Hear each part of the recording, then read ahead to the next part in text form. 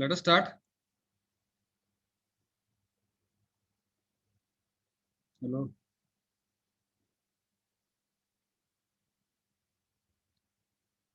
आवाज येतो का? Yes, sir. तुमचा आवाज येत नाही मला बघा. Hello hello. Yes, sir. Yes, sir.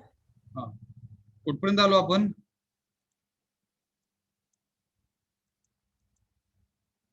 Identifier समजलं का? Keyword.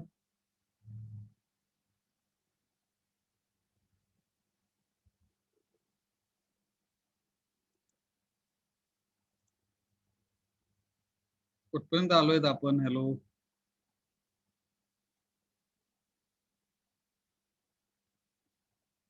Hello.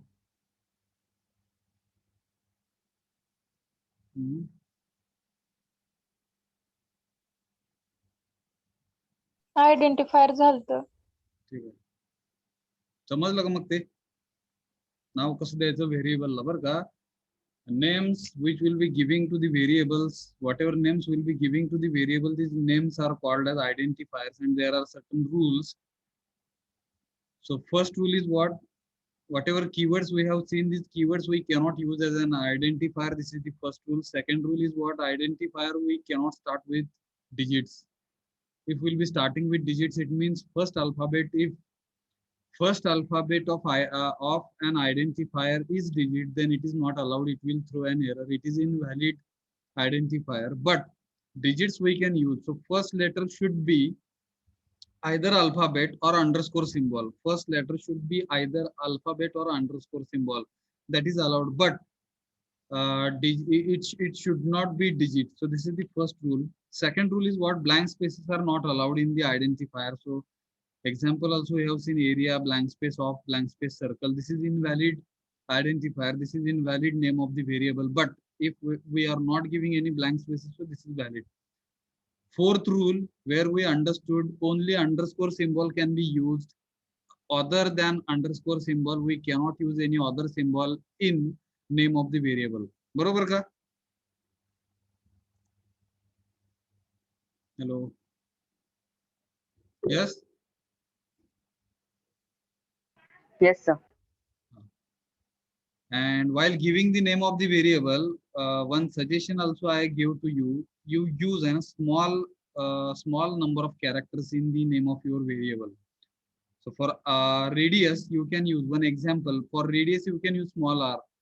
You should not supposed to use capital R, because if you'll be using capital R, so you are increasing typing efforts for capital R, because to type capital R, you will have to press shift key and then you will press small r or capital R. Accordingly, it will display capital R on the capital R on your screen. So to avoid this, mostly generally when you will be using, when you will be giving any name to your variable, so what you do, you use small case letters and minimum number of letters you can use. For example, instead of giving area of circle, such kind of big name, you can write AC. AC stands for area of circle. समजलं का?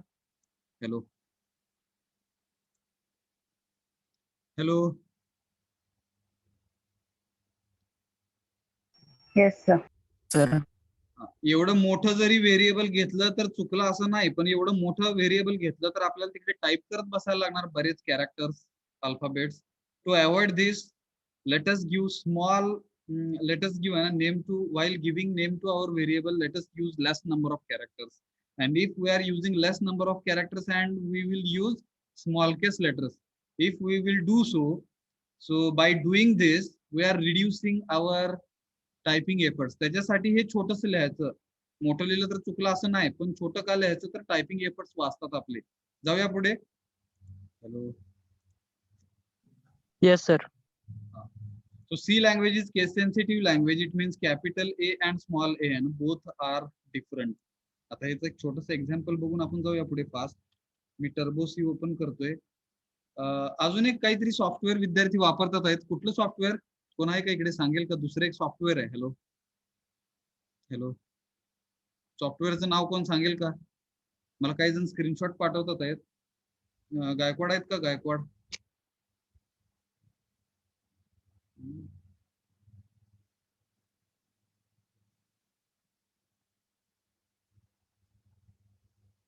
Sujay Gaikwad. Sir कोणता गायकवाड?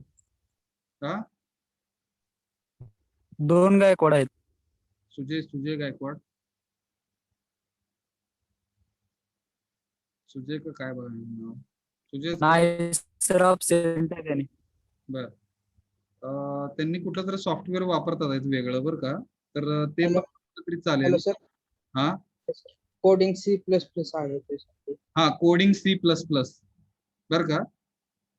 तर ते थोडस बघा आहे ना, ते पण वापरून बघा कोडिंग C++. मला हॅलो वाटतं सर. टर्बोसी सारखंच आहे, बरोबर काय? Yes sir. थोडस मी स्क्रीन शेअर करून दाखवू आपण कसल्या टाईपचं आहे ते, कसं दिसतं काय.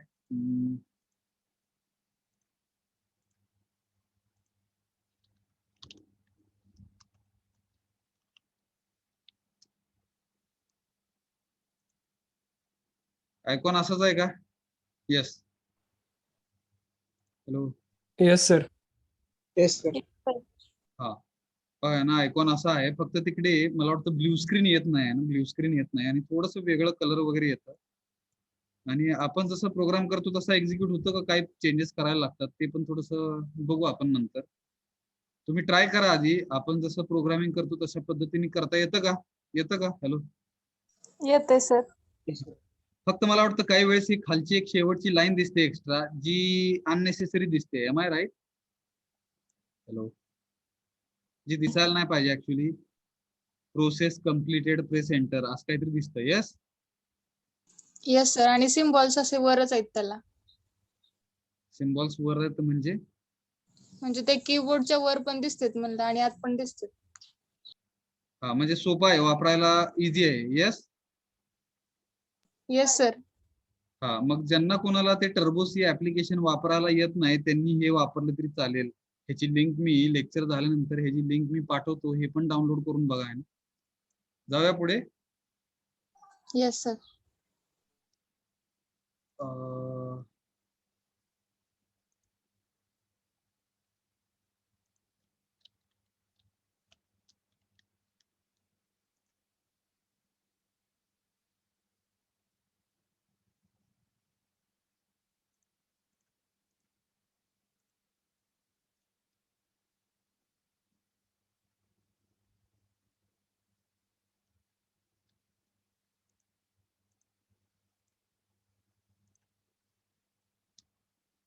दिसते का स्क्रीन?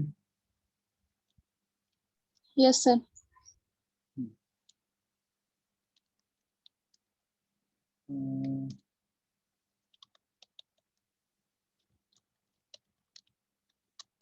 हे सांगत नाही आता मी, ठीक आहे? तुम्हाला समजलं असं समजू, आपण अभ्यास करताय तुम्ही असं समजू, ठीक आहे?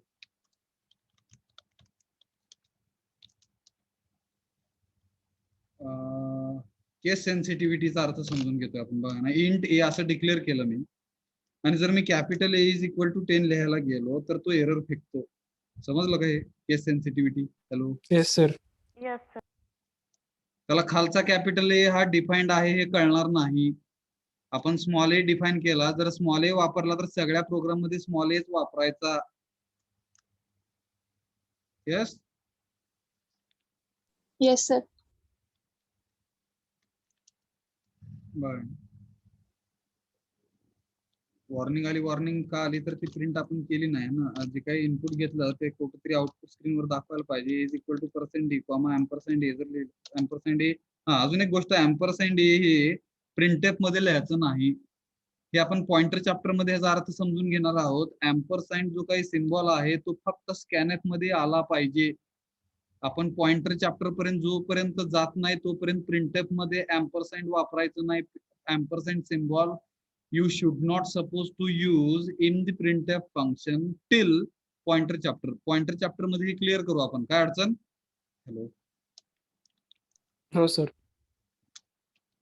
दिसलं का आउटपुट स्क्रीनवर? a is equal to 10. Yes. Yes sir. ते वरचं जे दिसतोय मेसेज का दिसतोय तर आपण CLR SCR वापरलं नाही. बघा ना, जेवढ्या वेळा एक्झिक्यूट करणार तेवढ्या वेळा तो दाखवणार. त्याच्यामुळे CLR SCR function is important function that you will have to use and before after and after declaration of variables. इथंच द्यायचं ते. यस. आणि Yes, sir. गेट स्टेज का द्यायचं, तर प्रोग्राम एक्झिक्यूट झाला की लगेच आउटपुट स्क्रीन दिसली पाहिजे. यस. Yes, sir. फक्त इकडे कॅपिटल ए वापरायचा नाही. एकदा जर स्मॉल लेटर वापरले तर कॅपिटल ए वापरायचा नाही, कारण की सी प्रोग्राम ही केस सेन्सिटिव्हिटी आहे. केस सेन्सिटिव्हिटी फॉलो करते. कॅपिटल ए असेल तर कॅपिटल ए. पासवर्ड कसा असतो तशा type. Otherwise it will throw an error undefined symbol आहे. कळलं का?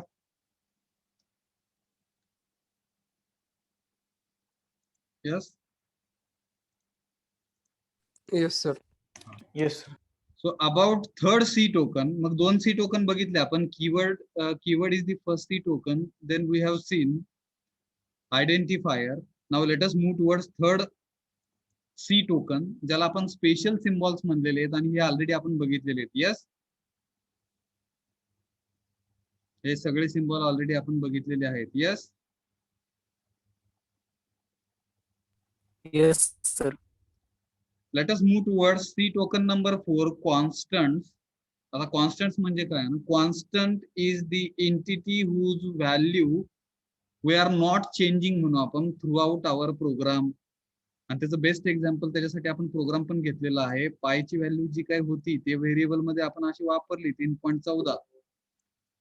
and if I am not changing value of pi throughout my program, definitely this pi variable will become actually constant. Am I right?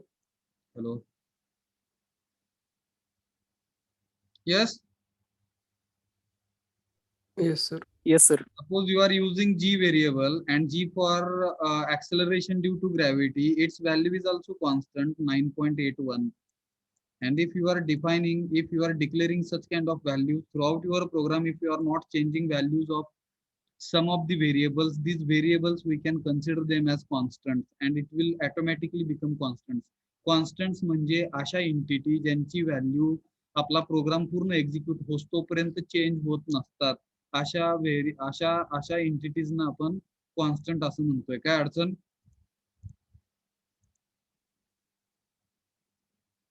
No, sir.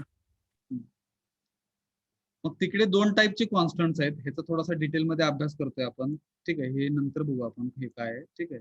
C constants can be further classified into 2 categories, numerical constants and non numerical constants. त्याच्यामधलं हे आपण बघितलेलं नाहीये. ठीक आहे, आपण ह्या दोन्ही गोष्टी बघितलेल्या आहेत. Am I right? Integer and floating numbers. Hello. Integer म्हणजे अशा संख्या ज्याच्यामध्ये डेसिमल पॉइंट येत नाही. For example 100, 200, 250, 300, 303. काय बघा ना, such kind of numbers where decimal point we are not considering. Floating numbers are the numbers where decimal point we are considering. Fractional values we can consider. So numeric constants, numeric C constants are further classified into integer and float. काय अडचण? Hello. No, sir. So C constants are further classified into non-numeric constants, जिकडे non-numeric constants पण असतात, ज्याला आपण character किंवा string. These are the 2 examples. आणि हे पुढे बघणार आहेत आपण. आता फक्त समजून घ्या, non numeric constants are of 2 types, character constant and string constant. काय अडचण? हॅलो. हॅलो. No, sir. हे आपण मला वाटतं चॅप्टर नंबर 2 मध्ये ह्याचं डिटेल मध्ये आपण बघू. फक्त समजून घ्या, सी कॉन्स्टंट्स हे 2 टाइपचे असतात, न्यूमरिक अँड नॉन न्यूमरिक. त्यातलं न्यूमरिक म्हणजे इंटिजर अँड फ्लोट. ठीक आहे. And non numeric constants are further classified into character and string. त्यातलं स्ट्रिंग म्हणजे काय, तर collection or group of characters. आणि कॅरेक्टर म्हणजे आपण बघितले, what is mean by character? Hello. Character set मध्ये कॅरेक्टर म्हणजे काय बघितलं? Character can be either alphabet, digit or special symbol. Am I right? Yes, sir. And string म्हणजे काय, तर collection or group of characters. जर बरेच कॅरेक्टर्स एकत्रित आले तर त्याला आपण स्ट्रिंग म्हणतोय. स्ट्रिंगचं best example to understand string, best example is what? Your name. For example Rahul कुणाचं तरी नाव असेल, ठीक आहे. मग राहुल मध्ये जे काय आपण कॅरेक्टर्स वापरतो, आर हा कॅरेक्टर वापरला, AHUL हे कॅरेक्टर्स वापरले. मग collection or group of characters म्हणजे काय, तर स्ट्रिंग. म्हणजे एखाद्याचं नाव, एखाद्या माणसाचं नाव, एखाद्या व्यक्तीचं नाव, एखाद्या बँकेचं नाव, एखाद्या रस्त्याचं नाव, एखाद्या घराचं नाव, येतं का लक्षात बघा. आणि कुणाची पण नावं, तर त्याला स्ट्रिंग म्हणतात. प्रिंटएफ फंक्शन आपण वापरतोय, प्रिंटएफ फंक्शन, तर ते प्रिंटएफ फंक्शन जे लिहितो आपण प्रिंटएफ, ठीक आहे, डबल कोट, आणि ह्या डबल कोट मध्ये appropriate message we are displaying on the output screen, and that message we are writing in double quotes. Am I right? Hello.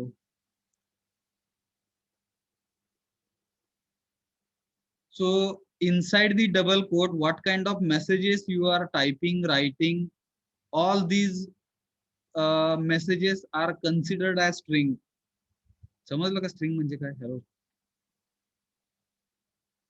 अवतरण चिन्हात जे काय लिहितो आपण, ठीक आहे, ते सगळं स्ट्रिंग आहे. कारण की अवतरण चिन्हात आपण कलेक्शन और ग्रुप ऑफ कॅरेक्टर्स लिहितो, बरोबर का? Yes sir. विचार करा, अवतरण चिन्हात जे काही लिहितो आपण प्रिंटएफ फंक्शनच्या साठी, अवतरण चिन्हात जे काही लिहिणार ते म्हणजे स्ट्रिंग असते. Another example of string is what? Your passwords you can consider. Password is the best example of string. For example, त्यातलं एक लेटर कॅपिटल असतं, बाकीचे लेटर स्मॉल लेटर्स असतात. एक एक्झाम्पल सांगतोय मी, बघा.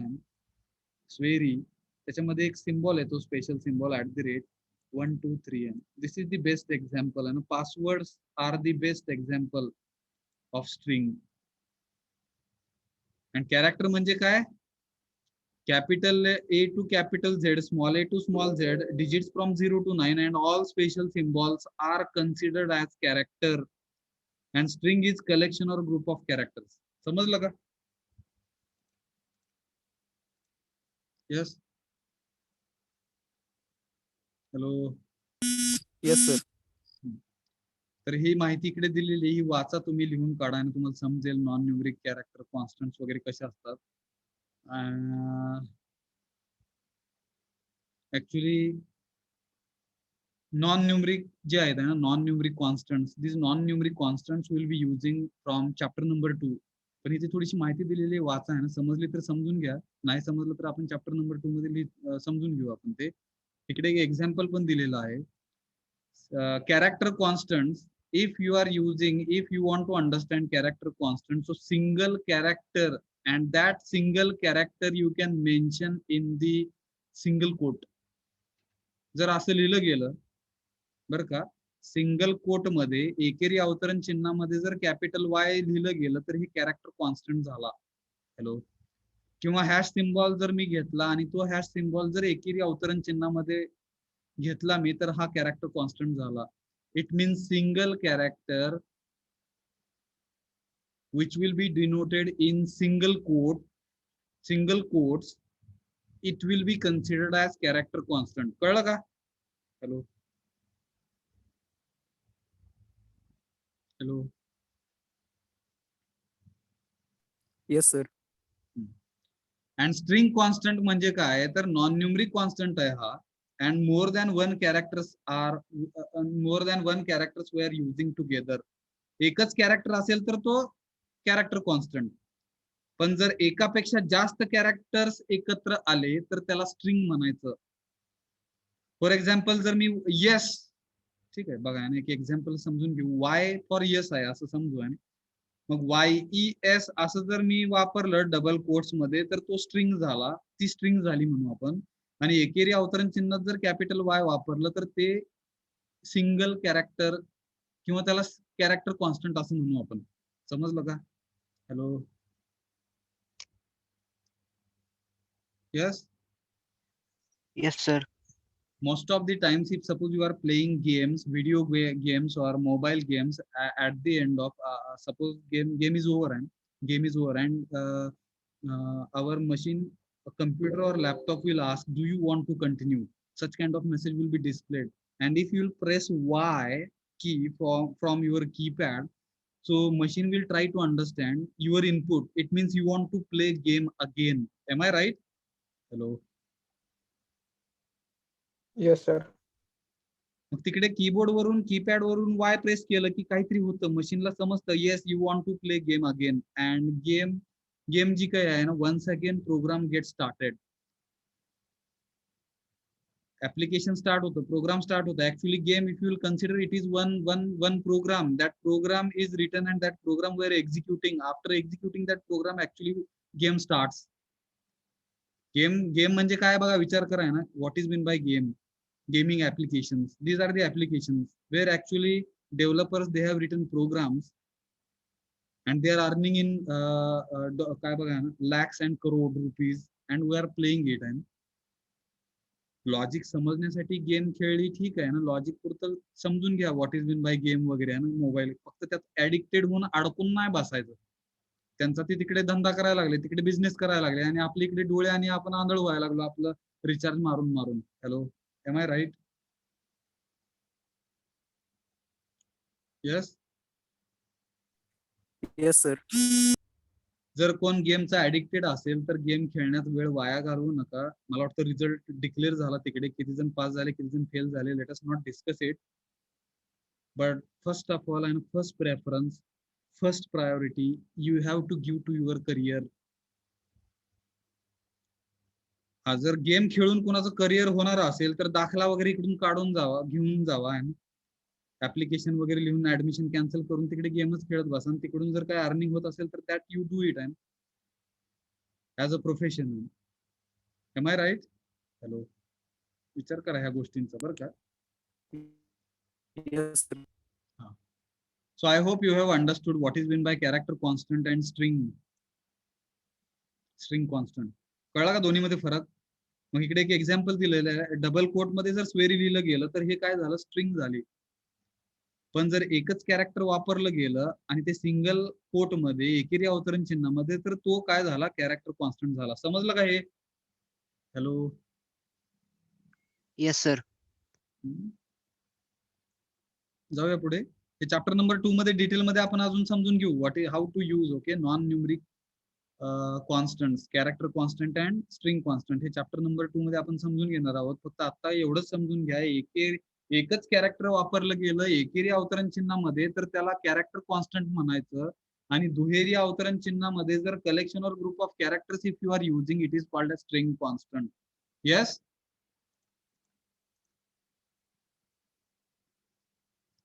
मग आपण ऑलरेडी Yes, स्ट्रिंग sir. म्हणजे काय, ऑलरेडी स्ट्रिंग म्हणजे काय आत्ताच शिकलो. हे आपलं 5वं सी टोकन आहे. It is collection or group of characters, example passwords, user names, email I D, your name. These are the examples of string. कोणाचा पासवर्ड असेल बरं का, XY आणि इकडे सरनेम,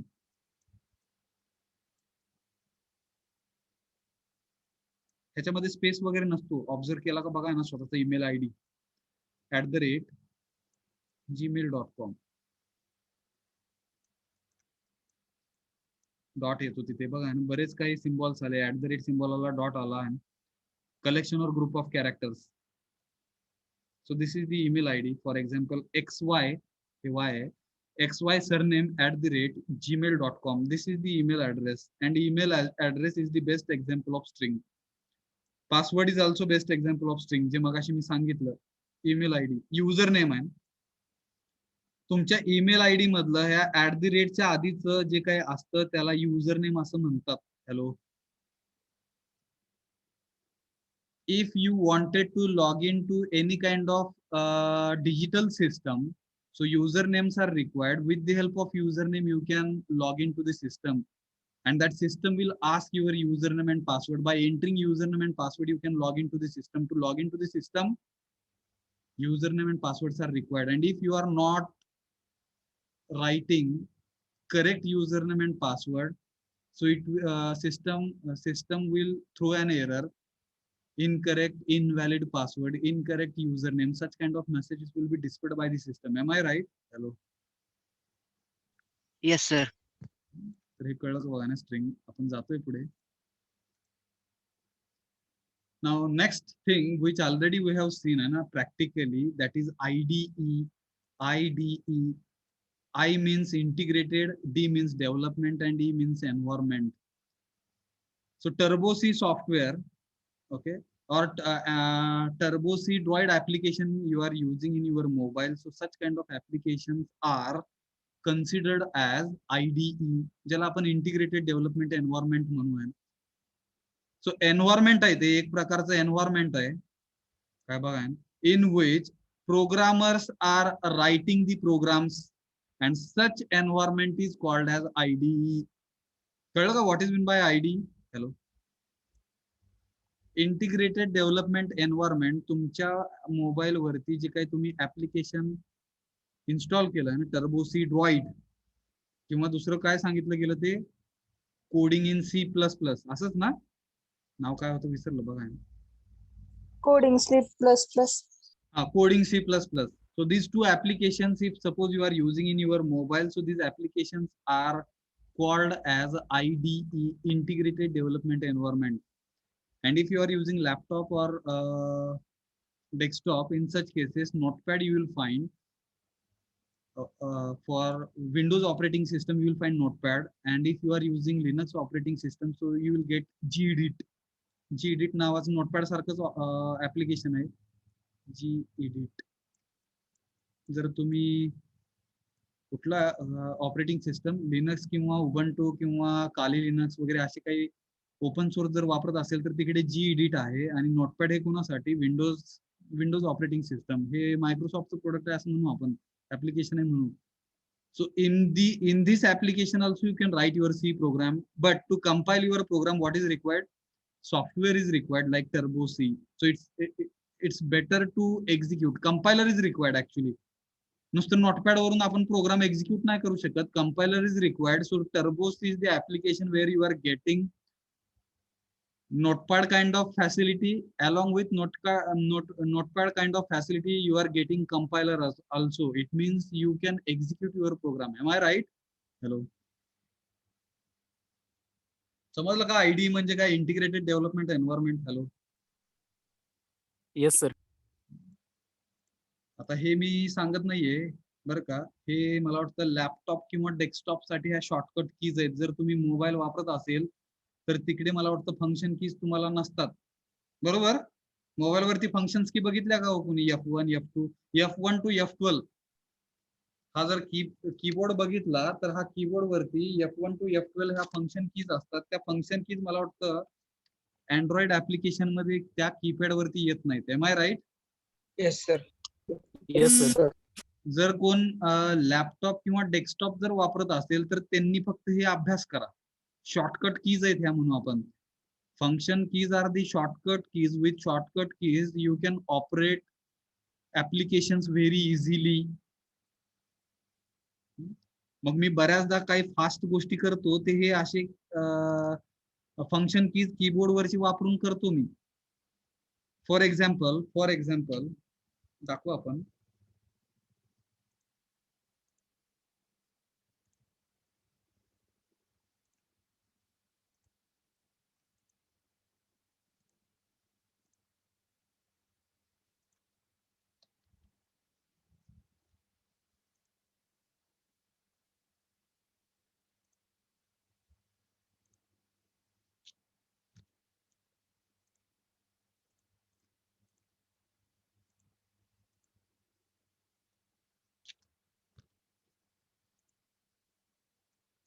स्क्रीन दिसते का? हॅलो. यस. हॅलो. दिसते का स्क्रीन? हा. पण by pressing F5 key I can maximize the screen. For example ही अशी काहीतरी स्क्रीन आहे आपली, मागे काहीतरी प्रोग्राम आहे. By pressing Alt F3 I can close my file. By pressing Alt F3 we can close our files. By pressing F3 key I can open my file 1.c. Now if I want to maximize my screen I can press F5. कळतं का? Keyboard वरून ते easily fast जमतं बरं का, पण ते function keys तुम्हाला पाठ करायला लागतील. यस. आउटपुट जर बघायचं असेल तर Alt F5 direct output screen वर मी जम्प करू शकतो. Alt F5 दिसते का आउटपुट स्क्रीन? हॅलो. मग गेटसीएच नाही वापरलं तरी आपण डायरेक्ट आउटपुट स्क्रीन पाहू शकतो. F2 जर मी प्रेस केलं, समजा मी नवीन फाईल ओपन केली, अरे अरे अरे वरती क्लोज झाला ते. तर इकडे डायरेक्ट आपण बरं का ह्या पेज वरती येऊ आपण आणि इथे काही शॉर्टकट्स दिलेले आहेत. हे फक्त ज्यांच्याकडे लॅपटॉप किंवा डेस्कटॉप असेल त्यांनी हे शिका आणि बाकीच्यांना मोबाईल वरती हे येणार नाहीत बरं का. ह्याच्यामध्ये काय अडचण आली तर मला विचारा, मी सांगेन. जाऊया पुढे. Yes hello. Yes sir. Yes sir. पुढचा जो महत्वाचा 6वा आहे ना 6C टोकन मधला हा थोडासा सिक्वेन्स आपण उलटा पुलटा घेतलेला आहे इकडे बरं का. हा जो शेवटचा सी टोकन आहे तो भरपूर महत्वाचा म्हणू आपण, ज्याला आपण ऑपरेटर्स असं म्हणलं. किस्कोज मधलं मला वाटतं ऑलमोस्ट सगळं संपलं. हे 6वा टोकन आहे. पहिला कीवर्ड्स बघितला आपण, आयडेंटिफायर्स बघितले, एस फॉर स्पेशल सिम्बॉल्स बघितले, एस फॉर स्ट्रिंग पण बघितलं, ओ फॉर ऑपरेटर्स बघतोय आता, आणि कुठलं राहिलं मध्ये सी फॉर कॉन्स्टंट्स पण बघितलं. Yes hello hello. Yes sir. हे जे सी ऑपरेटर्स आहेत ते काय असतात तर सिम्बॉल्स, ठीक आहे, सर्टन सिम्बॉल्स जे आपण स्पेशल सिम्बॉल बघितले त्यातलेच काही सिम्बॉल्स आपण वापरणार आहोत. Symbols which are performing certain operations on the operands. Operands म्हणजे व्हेरिएबल, इथे लिहिलेलं आहे. ऑपरँड्स म्हणजे variable on which we want to perform certain operations. For example A plus B. So A and B are variables, and on these two variables, I am performing addition operation. So plus is my arithmetic operator. मग तो operator झाला. Hello. जो operate करतो कोणावरती तर ऑपरँड्स वरती operations करतो. Hello hello. फटाफटी यसनो मला Yes, प्लीज. sir. ए आणि बी माझे व्हेरिएबल्स आहेत, त्या व्हेरिएबल्सलाच आपण दुसरा शब्द इकडे ऑपरँड्स म्हणणार. मग ह्या ज्या काही व्हेरिएबल्स वरती आपण ज्या काही ऑपरेशन्स करणार आहोत वेगवेगळे, त्याच्यासाठी जर काही आपण सिम्बॉल्स वापरत असू तर त्या सिम्बॉल्सना आपण ऑपरेटर्स असं म्हणणार आहोत. Plus, minus, addition, subtraction, multiplication, division, modular division, these are the arithmetic operators. मग त्याचे टाइप्स आहेत ते बघणार आहोत आपण. जाऊया पुढे. हॅलो. ऑपरेटर कळले का?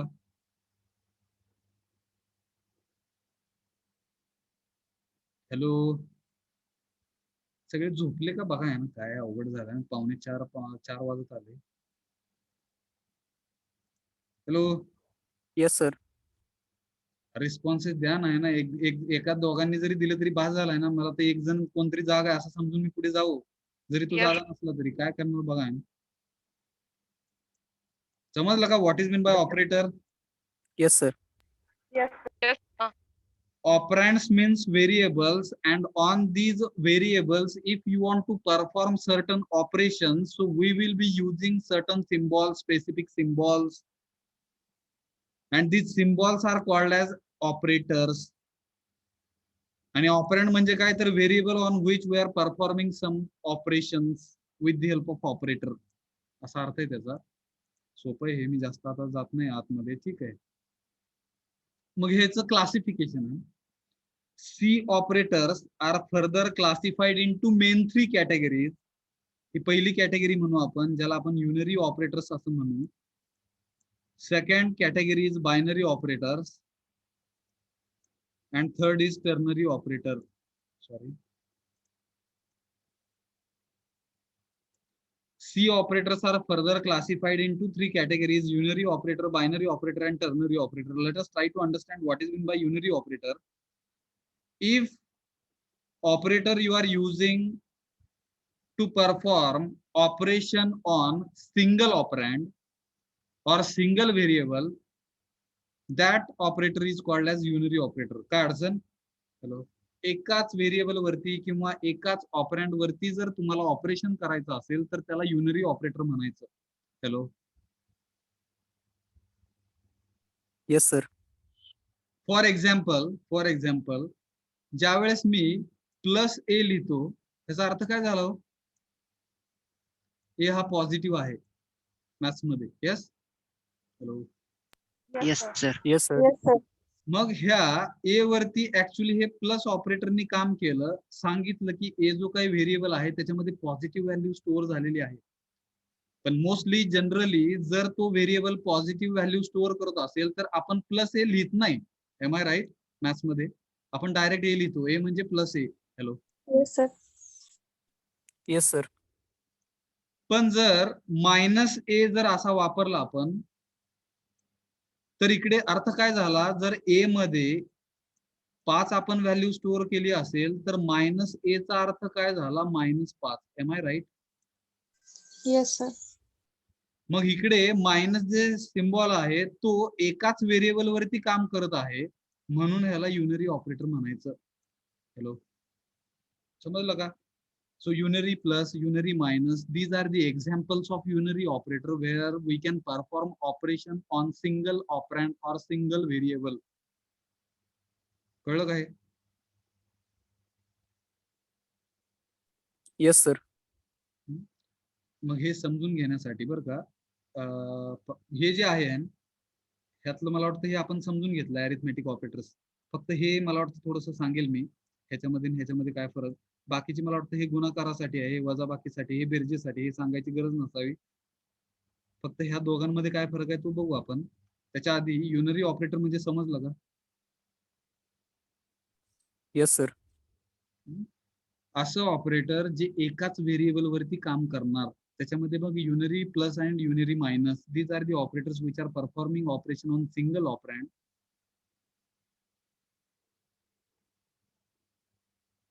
त्याला युनरी ऑपरेटर म्हणू आपण. जाऊया पुढे. Yes, sir. Binary operators,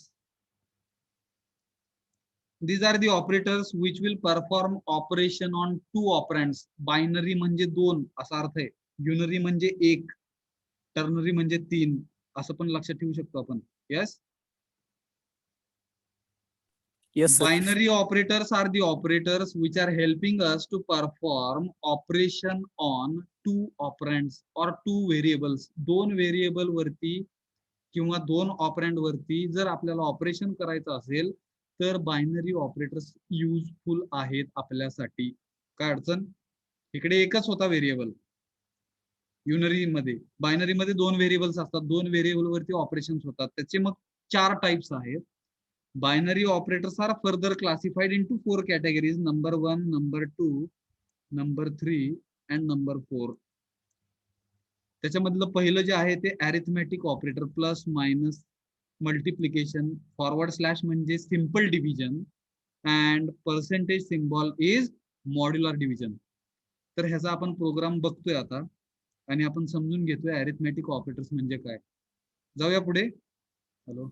Yes, sir. Yes, sir.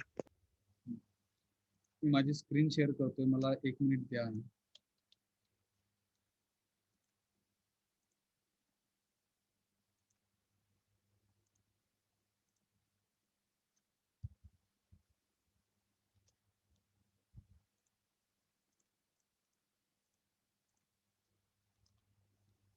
दिसते का screen? Hello. Yes. Yes, sir. मी नवीन फाईल उघडतोय. मी आता फटाफट शॉर्टकट कीज वापरतोय बघा. ऑल्ट बॅकस्पेसनी आपण अंडू करू शकतो, ऑल्ट बॅकस्पेस, आणि ते सगळे ऑप्शन्स इथं आहेत. अंडू करण्यासाठी काय आहे? Alt backspace. रिडू करण्यासाठी शिफ्ट ऑल्ट बॅकस्पेस. कट जर मला करायचं असेल आणि पेस्ट कुठे करायचं असेल, कट पेस्ट, तर शिफ्ट आणि डिलीट, कंट्रोल इन्सर्ट ह्या कीज आहेत. ह्या कीज कीबोर्ड वरती असतात. त्या मला वाटतं तुमच्या मोबाईल वरती हे तुम्हाला शॉर्टकट कीज वापरू नाही शकणार तुम्ही. समजतंय का हे?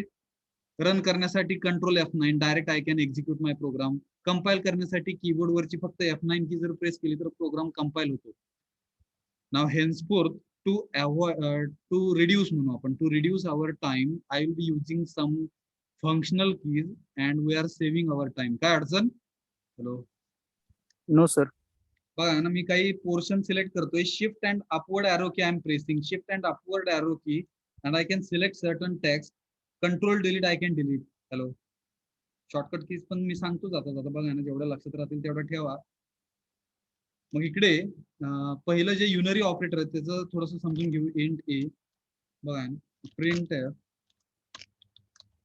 Slash n value of A I want to display on the output screen integer टाईपचा आहे. मग इकडे काय केलं, ए ची व्हॅल्यू आपण दिली काहीतरी 5 दिली, तर ती स्क्रीनवर दाखवतोय आपण. ए नुसतं लिहिलं तर काय दिसते बघा. मला वाटतं गेट ch लिहायला पाहिजे आउटपुट स्क्रीन दिसण्यासाठी. कंपाईल केला, रन केला, दिसलं का? क्लिअर करायला पण लक्षात ठेवा, सीलर एससीआर क्लिअर करत जावा स्क्रीन, मी विसरलोय. Value of A is equal to 5. काय अडचण? No sir. पण इकडे आपण कुठला ऑपरेटर वापरलंच नाहीये बरं का. सीएलआर एससीआर वापरू आपण. सीएलआर एससीआर थोडीशी सवय लावा. इकडे जर मी प्लस ए लिहिला तर काय फरक पडतो का बघू आपण. फरक पडला नाही. येस. मग प्लस ए प्रत्येक वेळेस न लिहिता आपण नुसता जर ए असेल तर तो ए लिहितो आपण. ए म्हणजे प्लस ए असतो, बरोबर. मॅथ्स मध्ये शिकलोय आपण. हॅलो. Yes sir. मग इकडे हा जो प्लस ए वापरला गेला तो युनरी प्लस ऑपरेटर आहे. ओके. हॅलो. हा, आता ह्या प्लसच्या ठिकाणी मी जर मायनस लिहिला, इकडे व्हॅल्यू आपली पॉझिटिव्ह आहे, पण इकडे दाखवताना मी मशीनला सांगितलं, कम्प्युटरला सांगितलं की मायनस ए लिहून मी दाखवतोय. मग हे मायनस जे ऑपरेटर आहे त्याला आपण युनरी मायनस असं म्हणतोय. So this unary operator will perform operation on this a variable which is positive and it will display value on the output screen as negative value. दिसली का? हॅलो. ए ची value actually plus ए आहे, sorry plus 5 आहे, पण इकडे आपण unary minus operator वापरल्यामुळे ही value change झाली. कळतं का? हॅलो. Yes, sir. तर हे युनरी ऑपरेटरच्या संदर्भात झालं. आता आपण अजून एक व्हेरिएबल वापरतोय मी. अरिथमेटिक ऑपरेटर समजून घेतोय. ए बी सी पण घेऊ आपण समजण्यासाठी. 3 व्हेरिएबल घेतलेले आहेत. ए ची व्हॅल्यू मी काहीतरी 10 दिली, बी ची व्हॅल्यू मी काहीतरी 5 देतोय, सेमीकोलन, आणि इकडे प्रिंट आहे. आणि सी ची व्हॅल्यू जी काय आहे ते आपल्याला स्क्रीनवर दाखवायची आहे प्रत्येक वेळेस. Value of C is equal to %d, C. तो सी काय आहे तर इकडे लिहितोय आपण. C is equal to A plus B. काय अडचण? ऍडिशन, 2 संख्यांची ऍडिशन करून सी मध्ये स्टोअर केली आणि स्क्रीनवर मला दाखवायचे. इकडे आपण 2 व्हेरिएबल वापरलेले आहेत. त्या 2 व्हेरिएबल वरती ऑपरेशन जे आहे ते बेरजेचं ऑपरेशन आहे. प्लस हा सिम्बॉल वापरला गेलाय. काय अडचण? ह्याला बायनरी ऑपरेटर असं म्हणायचं, जे अरिथमॅटिक ऑपरेटर आहे. बायनरी ऑपरेटर मधलं अरिथमेटिक ऑपरेटर आहे plus. Hello. Yes. Yes, sir. समजा मी मायनस वापरलं तर 2 संख्यांची वजाबाकी होणार. त्याला 10 - 5 5 राहिलं. तर हे अरिथमॅटिक ऑपरेटर आहे, बायनरी अरिथमॅटिक ऑपरेटर म्हणून, ज्याने आपण वजाबाकी करणार 2 व्हेरिएबलची. पुढचं जे ऑपरेटर आहे ते मल्टिप्लिकेशन. स्टार वापरायचा आहे ना. तुमच्या कीपॅड वरती स्टार असतो, तो स्टार प्रेस करायचा. ए इंटू बी असा अर्थ घेतला जातो. This we are using for multiplication.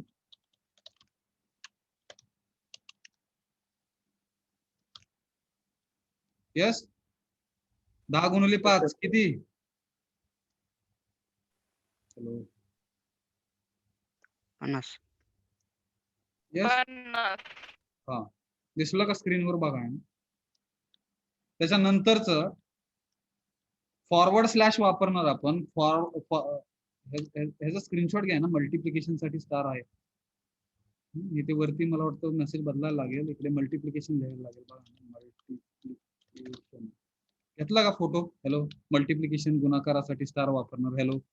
Yes sir. पुढे जातोय मी. सिंपल डिव्हिजन म्हणजे भागाकार. सिंपल डिव्हिजन साठी we are using forward slash. Single, ती पण डबल वापरली तर तो कमेंट होतो. येस. Single forward slash. कशासाठी? डिव्हिजन साठी. किती येणार आन्सर?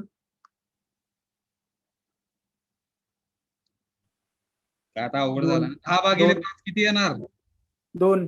हा, सांगा ना. येस, भागाकार येणार थोडक्यात. सिम्पल डिव्हिजन म्हणजे भागाकार करून स्क्रीनवर काय येणार, कोशंट येणार. इंग्लिश मध्ये आपण भागाकाराला मला वाटतं कोशंट म्हणतो. Am I right? Yes, sir. तर इकडे आता थोडासा फरक बघतोय आपण. ह्याला सिम्पल डिव्हिजन म्हणायचं. Simple division and modular division.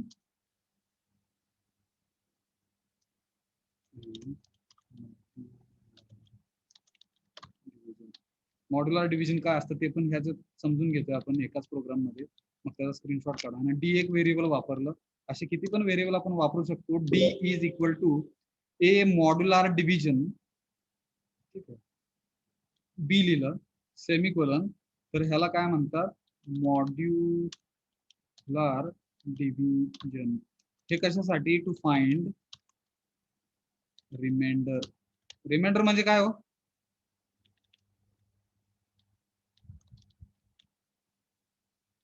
Hello,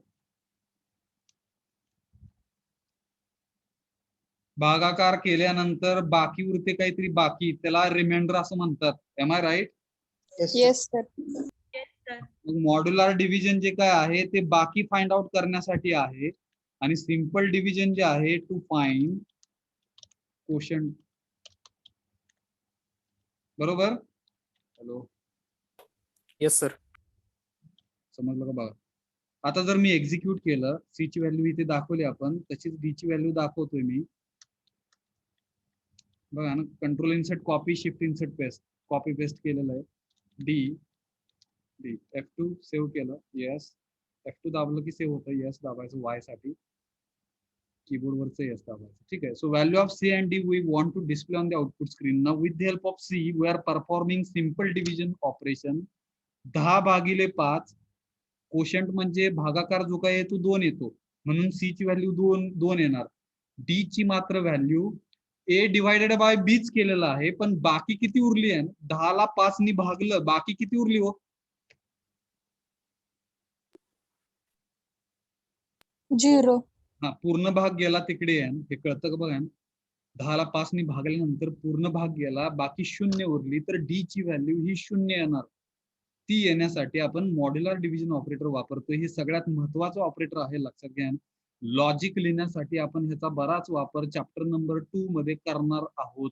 modular division is the arithmetic operation म्हणू आपण, which is helping us to find out remainder. भागाकार करून बाकी फाइंड आउट करण्यासाठी मॉड्युलर डिव्हिजन वापरणार आपण. मग ह्या ठिकाणी सी ची व्हॅल्यू 2 येणार आणि डी ची व्हॅल्यू 0 येणार. 0 काय येणार कळलं? Hello, yes sir. मी एक्झिक्यूट करतोय बघा. Value of C is equal to 2, value of D is equal to 0. Yes, yes sir. ह्याला मी कमेंट पास करतोय. मला हे एक्झिक्यूट नाही करायचं आहे. मला ह्याची व्हॅल्यू आणि व्हॅल्यू पण कॅल्क्युलेट नाही करायची आणि सी ची व्हॅल्यू स्क्रीनवर पण नाही दाखवायची. मग मी कमेंट पास केलं. कमेंट पास केलं म्हणजे ह्या ज्या 2 लाईन्स आहेत ह्या एक्झिक्यूट होणार नाहीत मशीन कडून. मी इकडे काही व्हॅल्यू चेंज करतोय. विचार करा आता. इकडे मी 11 केलं, 11 ला 5 नी भागलं, बाकी किती येणार हो? डी ची व्हॅल्यू मला स्क्रीनवर दाखवायची. किती दाखवेल? 1. हॅलो, 1. Very good, 1. का तर 5 दुने 10 असा भाग जाणार आणि बाकी 1 उरणार. कळलं का? डी ची व्हॅल्यू 1 का आली? Hello, Yes, sir. आता सांगा, फटाफट सांगा ना, थोडस बघा ना, सांगा. 7/5 बाकी किती? 2. 2. Very good. 11/7 सांगा फास्ट. 4. Very good. समजलं का? Yes, sir. Yes sir. आता सांगा 21 फास्ट. 0. 0. पूर्ण भाग गेला. येस, हे महत्वाचं आहे बरं का. हे ऑपरेटर ज्याला कळलं त्याला सी बऱ्यापैकी कळलं म्हणू आपण, बिकॉज चॅप्टर नंबर 2 मध्ये आहे ना, modular division operator we are using to write our logic. Logic लिहिण्यासाठी सगळ्यात महत्वाचं ऑपरेटर आहे असं म्हणू आपण. त्यामुळे थोडीशी जास्त प्रॅक्टिस घेऊया आपण. 60 सांगा. ए ची व्हॅल्यू 60, बी ची व्हॅल्यू 7, 60 Four. divided by 7. 4 4. समजलं का? बाकीच्यांना जे आन्सर नाही देत आहे त्यांना समजतंय का बघा? Hello, yes sir 77. 0. Very good. 3.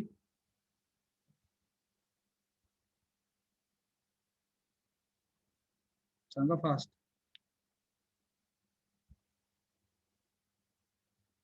3 दुनी 6, खाली उरला 1. ठीक आहे, वरनं 7 आले, 17. 2 3 5 15, खाली उरले 2. Yes, is right.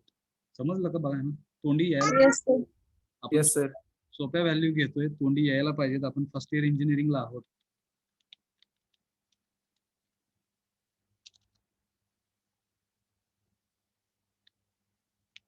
सांगा फास्ट.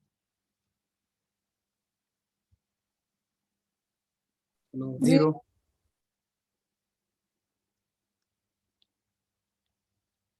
येस. 1. 1 very good. आता सांगा फास्ट, सांगा. 3 चुकलं बघा. sorry 1 1 ला 3 नी भागतोय आपण, भाग शून्याचा जाणार. एकामधून 0 One. गेले, 1 उरला. 1 hello, yes. Yes. yes sir थोडस वेगळे एक्झाम्पल घेऊ आता. बघा ना, फटाफट सांगा. सांगा. 1 व्हेरी गुड. फास्ट. लॉजिक बघा, लॉजिक कसं आहे. Fast fast. 2 ह्याच्यावरून एक लॉजिक तयार होतंय. ते लॉजिक काय, कोणतरी सांगा शेवट. 3 divided by 9, 3 राहिली बाकी. 3 काय काय जाणवतंय का हो साम्य?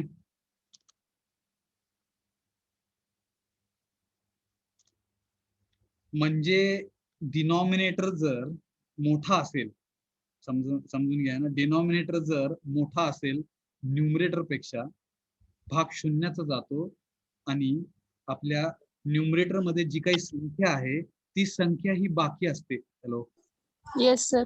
yes sir हे लॉजिक आहे त्याच्या पाठीमागे. बघा आहे ना, मॅथ्स मध्ये हे लॉजिक समजायला पाहिजे, आणि ज्याला हे लॉजिक समजलं ते प्रोग्राम कसले पण लिहू शकतो. न्यूमरेटर डिनॉमिनेटर कळला पाहिजे, छेद अंश कळला पाहिजे, भागाकार मोडका तोडका. मला वाटतं 1 ते, बरं का, इंजिनिअरिंग होण्यासाठी 1 ते 9, 1 ते 10, 10चा पाडा सगळ्यांना येतच असेल. 1 ते 9 इथपर्यंत फक्त पाडे यायला पाहिजेत, ह्या मताचा मी आहे. आणि थोडस लॉजिक जर असेल तर तुम्ही कसले पण मॅथमॅटिकल प्रॉब्लेम आणि कसले काय पण सॉल्व्ह करू शकतात. You can become engineer. एवढं सोपं इंजिनिअरिंग. हॅलो, फक्त लॉजिक आणि बेसिक मॅथ्स ज्याला कळलं त्याला हे सगळं इझी आहे. कोण एकदा सांगेल परत एकदा लॉजिक काय सांगितलं मी? हॅलो, तुमच्या भाषेत. डिनॉमिनेटर जर न्यूमरेटर पेक्षा मोठा असला तर त्याची बाकी न्यूमरेटर असते. हा, परत एकदा सांगा. सगळ्यांना समजलं का? yes sir परत एकदा सांगा. डिनॉमिनेटर मोठा असेल तर त्याची बाकी न्यूमरेटर असते. कोणापेक्षा कोणापेक्षा? डिनॉमिनेटर न्यूमरेटर पेक्षा मोठा असेल तर त्याची बाकी न्यूमरेटर असते. Very good. समजलं का? yes sir आणि ज्या वेळेस ते सेम होतात, न्यूमरेटर आणि डिनॉमिनेटर सेम होतात, तिथून पुढे मात्र मग थोडस वेगळं लॉजिक आहे. येस, सेम असतात त्यावेळेस भाग जातो. त्याच्या मल्टिपल मध्ये असेल, मल्टिपल म्हणजे कोणाच्या मल्टिपल बघा आहे ना, डिनॉमिनेटरच्या मल्टिपल मध्ये जर तुमचा न्यूमरेटर असेल तर बाकी 0 येते. Am I right? Yes sir. yes sir बघा ना, तुमचा डिनॉमिनेटरच्या न्यूमरेटर हा मल्टिपल म्हणजे पटीमध्ये असेल तर तुमची बाकी ही प्रत्येक वेळेस 0 येते.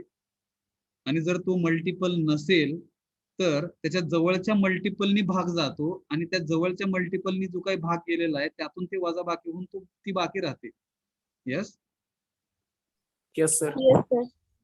I hope you have understood all arithmetic operators. ठीक आहे, इकडे आपण थोडस थांबतोय. मला वाटतं ह्याचा स्क्रीनशॉट घेतला तर बरं होईल. आपण सोपं एक्झाम्पल देऊया इकडे, जे सुरुवातीला दिलं. हे थोडस काढू आणि ह्याची प्रॅक्टिस अशी पण तुम्ही स्वतः करा आणि तोंडी थोडस तुम्हाला ते जमतं का बघा. ओके, त्याचा स्क्रीनशॉट घेतला का? Yes, sir. स्क्रीनशॉट घेतला का? Yes sir. समजलं का? Yes sir. Yes, sir. आपण कुठपर्यंत बघितलं बघा. C operators we have started. त्यातलं युनरी ऑपरेटर संपवलं. बायनरी ऑपरेटर मधलं पहिलं ऑपरेटर संपवलं इकडे, ज्याला आपण अरिथमेटिक ऑपरेटर्स असं म्हणू. Plus minus multiplication, simple division and modular division. I hope you have understood arithmetic operators. You थोडीशी प्रॅक्टिस करा. थांबूया. Yes, sir. Thank you very much for attending this session.